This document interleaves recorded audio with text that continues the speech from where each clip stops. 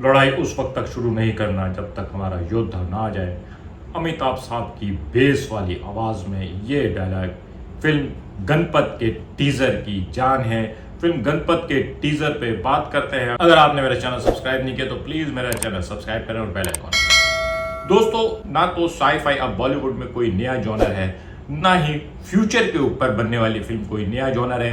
Future के ऊपर सन 2008 में हैरी बावेजा लव स्टोरी 2050 बना चुके हैं। परहैप्स कि वो फिल्म बहुत बुरी तरह से नाकाम हुई और सिनेमा में जाके फंसने वालों में मैं खुद भी शामिल था। लेकिन गणपत के ट्रेलर ने साबित किया है कि बॉलीवुड जो है अब एक नए लेवल को टच करने जा रहा है और ये किसी भी तरीके से मार्वल की फिल्मों से कम नहीं है। एक perfect sci-fi futuristic movie. Vashu Bhagnani साहब जो है ना, वो एक ज़माने में नंबर 1 कहलाते थे क्योंकि उनकी नंबर 1 सीरीज़ जिसमें खिलाड़ी नंबर 1, हीरो नंबर 1, कुली नंबर 1, बीबी नंबर 1 और पता नहीं कौन कौन से नंबर 1 थे। वाशु भगनानी और डेविड धवन की जोड़ी ने बॉलीवुड को बहुत सारी सुपर डुपर हिट फिल्में दी हैं और अब वाशु भगनानी विकास बहल के साथ फिल्म गणपत लेकर आ रहे हैं। फिल्म गणपत के बारे में बहुत कम मालूमात थी। परहैप्स कि ये लास्ट ईयर दिसंबर 2022 में रिलीज होने वाली थी, लेकिन किसी वजह से डिले हुई। लेकिन कह सकते हैं देर आए दुरुस्त आए।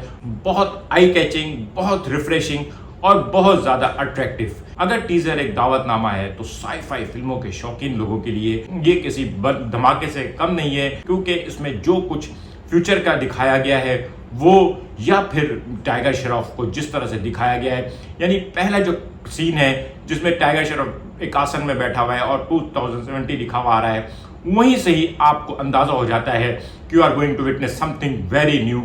और ये वाकई में बिल्कुल न्यू है।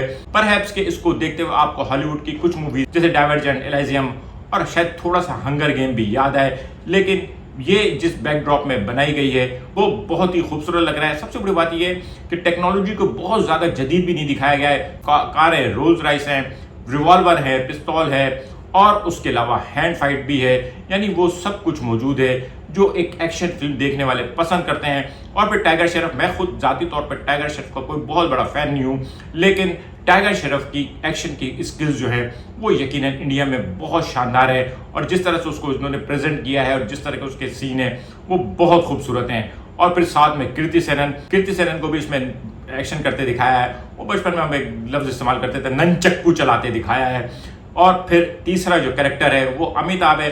अमिताभ का कैरेक्टर एक बहुत आम से बूढ़े का दिखाया है, चश्मा लगाया हुआ है, पगड़ी बांधी हुई है और वो एक विलेजर लग रहा है, यानी एक इंतहाई एडवांस माहौल में एक विलेजर है।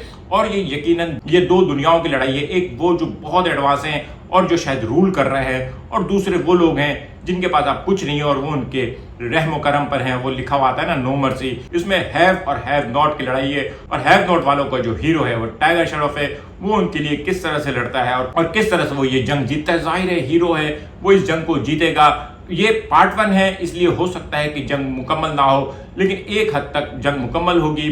फिल्म का बैकग्राउंड, फिल्म का थीम म्यूजिक, फिल्म के एक्शन सीन और फिल्म के कंप्यूटर ग्राफिक्स सब कुछ बहुत खूबसूरत है।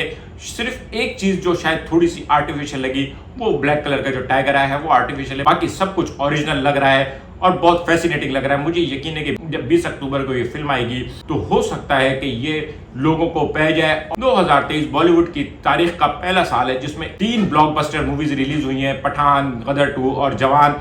और अभी इस वक्त टाइगर 3 आ रही है और टाइगर 3 के बाद गणपत। तो हो सकता है कि 3 ब्लॉकबस्टर के बजाय ये साल 5 से 6 ब्लॉकबस्टर पे जाके ख़त्म हो, क्योंकि आगे डंकी भी आएगी और सालार को भी आप भूल नहीं सकते।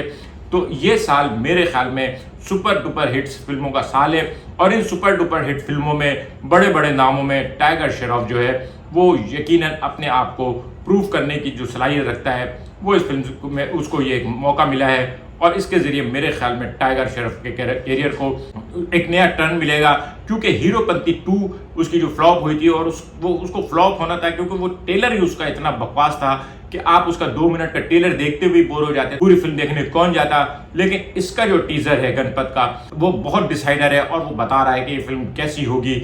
यकीनन सालार और टाइगर 3 और डंकी के बीच में गणपत अपनी जगह बनाने वाली है। आज का व्लॉग कैसा लगा कमेंट करके बताइएगा। मिलेंगे अगले किसी व्लॉग के साथ। शुक्रिया।